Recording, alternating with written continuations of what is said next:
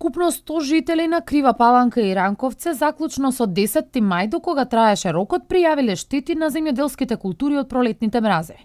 Земјоделците се обраќаа до подрачната единица на Министерството за земјоделство, шумарство и водостопанство Крива Паланка, пријавувајќи ги штетите на земјоделските и овошни насади, пошто формираната општинска комисија за проценка на штети излегуваше на терен за утврдување на истите. Членови на комисијата веќе остварија увид на терен. Кај 30% од поднесените барања комисијата е излезена на лице место и има утврдено штетата на овошните насади, информира Владко Ристовски, советник во подрачната канцеларија на Агенцијата за поттикнување и развој на земјоделството Крива Паланка и член на комисијата за утврдување штети.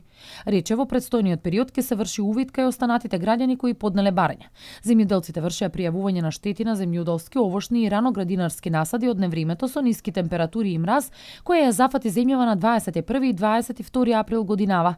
Откако комплетно ќе се заврши увидот, општинската комисија ќе изготви елаборат и ќе го достави до советот на општината, а истиот по усвојување на совет ќе биде испратен на разгледување и одлучување во владата на Република Македонија.